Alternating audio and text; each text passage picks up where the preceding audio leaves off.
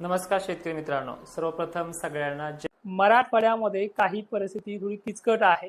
तर ह्या काळामध्ये जे काही बारीक सारीक पावसावरती पेरण्या झाल्यात, मग हा पुढील जो टप्पा आहे हा कसा राहील, त्याचबरोबर जे काही विश्रांतीचा विषय आहे उघडीपचा, नेमकं ह्या उघडीप काळामध्ये कडक ऊन राहील का, किंवा याच्यामध्ये सापका शिपका पाऊस होणारच नाही का, किंवा बिलकुल असं स्वच्छ सूर्यप्रकाशित वातावरण राहील का, या सगळ्या प्रश्नांचं उत्तर घेऊन आलेलो आहोत। आणि हे वारे किती दिवस राहील या बाबतीतही बोलणार आहोत। मित्रांनो, व्हिडिओला सुरुवात करतोय। 8 जुलैला सुद्धा जी आजची परिस्थिती होती वातावरणाची, मध्यम हलके सटकारे काही ठिकाणी बरा, तीच पद्धत उद्या सुद्धा तंतोतंत लागू होणार आहे। पण विभाग आणि गाव जिल्हे थोडे वेगळे आहेत, सर्वदूरची व्याप्ती नाहीये। पण मराठवाड्यामध्ये उद्या सुद्धा आजच्या तुलनेमध्ये जे पावसाचे फटकारे होते, ज्या पद्धतीनं रिमझिम दमदार हलक्या सरी, ह्या उद्या सुद्धा मराठवाड्यातल्या एकंदरीत सर्व जिल्ह्यांमध्ये कोसळणार आहेत। 2 तासासाठी, 3 तासासाठी किंवा अर्ध्या 1 घंट्यासाठी ही पद्धत लागू होणारच आहे।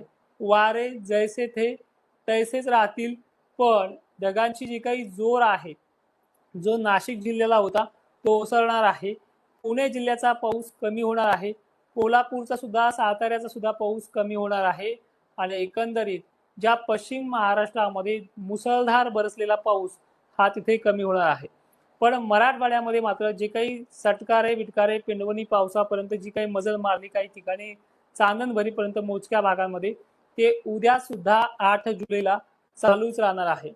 यापेक्षाही थोडी बऱ्या पद्धतीनं पाऊस आहे तो बुलढाणा जिल्ह्यामध्ये एकंदरीत सर्व तालुक्यामध्ये दमदार हजेरी लावेल, तर काही ठिकाणी बऱ्यापैकी चांगल्या पद्धतीने हजेरी लावणार आहे।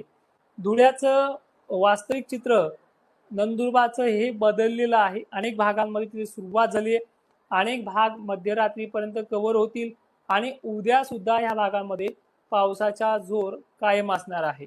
आणि विशेषतः ही माहिती तुम्ही इतरही शेतकऱ्यांपर्यंत पोहोचण्याचं काम करा। 2 वर्षापासून या चॅनलवरती काम करतोय, तर ह्या चॅनलचे 100K सबस्क्रायबर पूर्ण करण्याचे मी आज वैयक्तिक तुम्हाला बोलतो आहे, ते आपल्याला करायचे आहेत।